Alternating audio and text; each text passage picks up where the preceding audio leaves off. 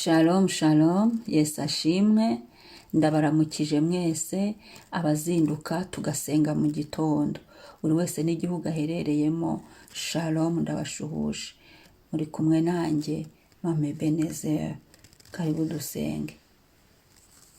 Kadusome ijambo ry'Imana, kubara 23 umurongo wa 19.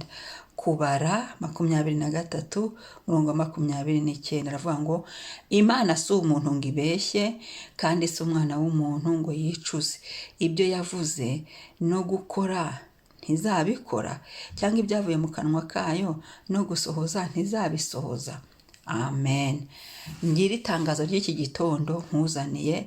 Imana irakubwiye ngo si umuntu ngo ibeshye. Abantu bo bakubeshya, abantu bakurimanganya, abantu barumaho bagahuha, abantu baguhereza ibintu bagutegereresha ibintu bitanashoboka nabo ubwabo batazi. Abantu bakubwira ati hagarara aho ngaho turaje, kandi ntabahari, kubera ko ari abantu nyine, ni ku isi y'abantu. Ariko Imana yacu iravuze muri iki gitondo, Imana si umuntu ngo ibeshye. Uri kunyumva? Iri tangazo uryumve neza. Irakubwiye ngo, Uwiteka arakubwiye ngo ntago ari umuntu ngo abeshye. El Shaddai yaravuze ngo si umuntu ngo akubeshye, kandi si umwana w'umuntu ngo yicuze. Ibyo yakubwiye ntabyicuza, ibyo agambiriye ntabyicuza. Tubimenye, ubimenye. Yavuze ngo tega amatwi nkubwire, dore ngo utumyeho itangazo barimpaye. Kandi si umwana w'umuntu ngo yicuze. Ibyo yavuze, ibyo yakubwiye, icyo akuvugaho, icyo mwavuganye. Aho mwavuganiyeho simpaze ntiyahambwiye, ariko hari ahantu mwavuganiye. Hari igihe wiyumviye Imana ivugana nawe, hari igihe wihuriye n'Imana ivugana nawe, urabyumva. Tuyu ni Uwiteka uvuze, si umuhanuzi uhimbye. Tuyu ni marayika unsuye muri izi nzozi, tuyi ni Imana iciye muri uyu muntu. Ahangaha ni Uwiteka ungendereye, urabyibonera. Rero yaje kukubwira ngo ibyo yavuze no kubikora ntazabikora. Kuki wiheba? Hariho akabazo ari kukubaza. Ese ibyo Uwiteka yakubwiye, ibyo El Shaddai yakubwiye no kubikora ntazabikora? Azabikora. Shyitsa umutima mu nda, tuza, ntahemuka ni mudahemuka.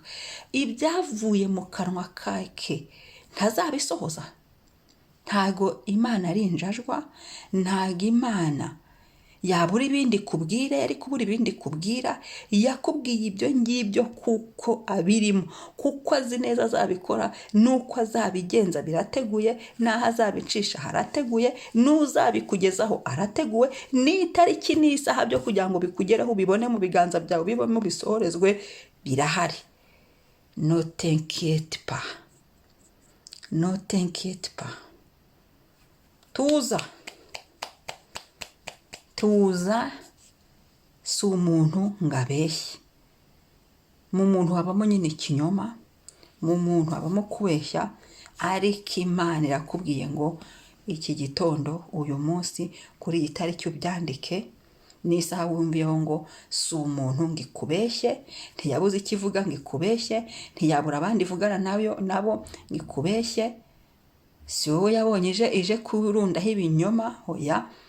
Kandi si n'umwana w'umuntu ngo yicuze, yenda avuga ngo senge iyo ntabimubwira, oya. Ibyo ni iby'abantu, ariko Imana yacu yose umuntu ngo yicuze. Ibyo yavuze gukora ntazabikora. Wikwiheba, wita ibyiringiro, wiva mu masezerano, ahubwo guma mu masezerano. Hagarara neza, usenge, ubagarire amasezerano yawe, izere, va mu byaha, garuka. Wikwigirira nabi, garuka. Rekeraho, garuka. Wikiheba, garuka. Ongera usubize Imana icyizere, ongera wizere Yesu, ongera ufate kuri Yesu.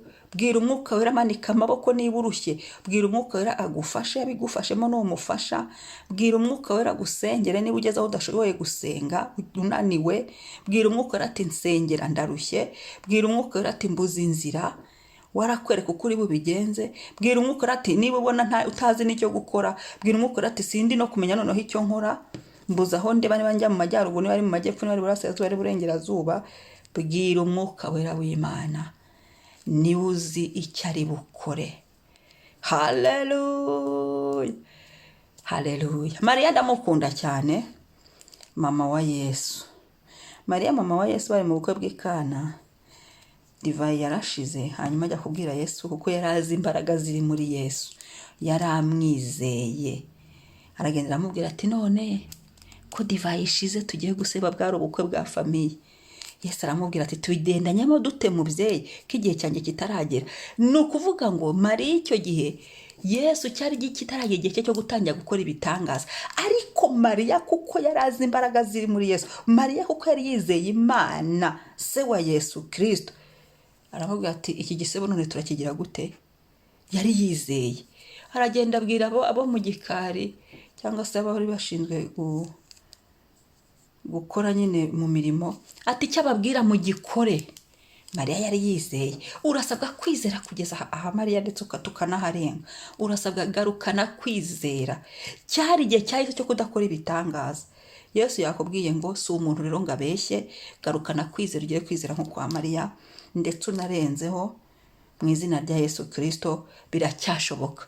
Ihane kwiheba aho wihebye, aho ubona ko bidakunda, ubeshyera Imana ngo yarakubeshye ntiyakubeshye, irabikubwiye. Aho wijujuse wihane, aho warangaye wihane. Hari n'igihe abantu barangara. Aho wasubiye inyuma garukira Imana, rekeraho, ubwira umutima wawe ngo tuza, Kristo yavuye mu mva, ni muzima. Akazi kawusabwa, icyo dusabwa ni ukwizera. Reka dusenge. Mwami Yesu, ndagukunda, ndagushimiye. Wowe nturi umuntu ngo ubeshye, kuba waradupfiriye birahagije.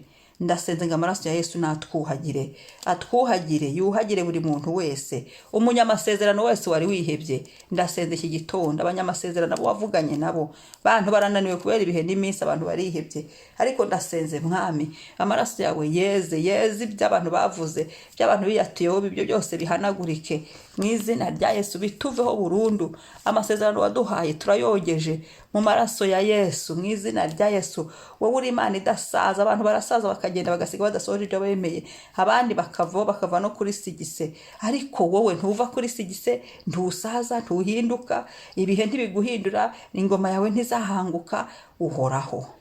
Elishadai, ushobora byose, nta na kimwe kikunanira. Turagushimiye Mwami, we kutabeshya.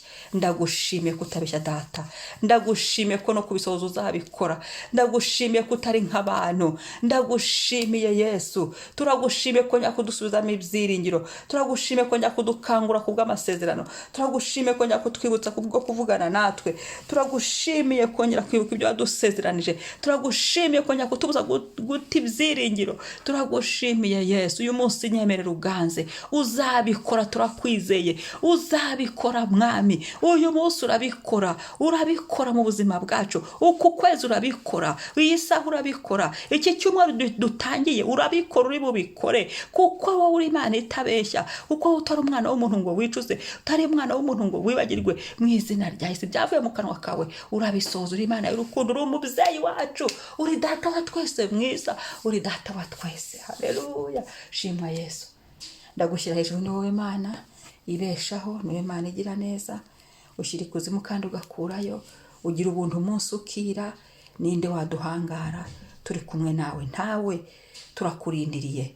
Mu gihe cyo gutegereza tugusabye imbaraga, mu gihe cyo gutegereza tugusabye kuba maso, mu gihe cyo gutegereza tugusabye gukomezwa nawe. Mwuka wera dufashe, tumanitse amaboko imbere yawe, dufashe mu rugendo rw'ubuzima, dufashe uyu munsi, dufashe mu rugendo rw'agakiza. Tugushyize imbere ngo ugende imbere yacu ugende unesha, tugusize imbere ngo ugende imbere yacu ugende udukingurira inzugi, ibihindizo by'ibyuma bicemo kabiri. Tugusize imbere yacu ngo ugende unesha ibyari byarafatiriwe, bidusohozweho, birekurwe. Duhagurukije marayika ushinzwe, marayika Gabriel, marayika Mikaeli, kugira ngo amasezerano yacu atugereho mu izina rya Yesu Kristo.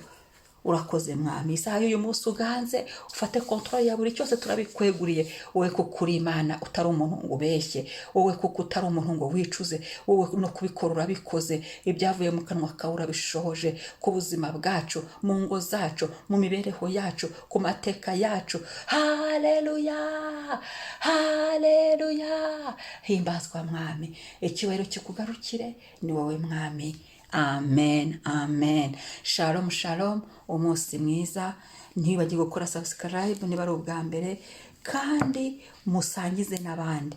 Musangize n'abandi, abantu babyuke basenge, bahimbaza Imana, basingiza Imana, kandi bamenye ko Uwiteka atari umuntu ngo abeshye. Abanyamasezerano ndabashuhuje, kurindira Yesu ni byiza. Shalom.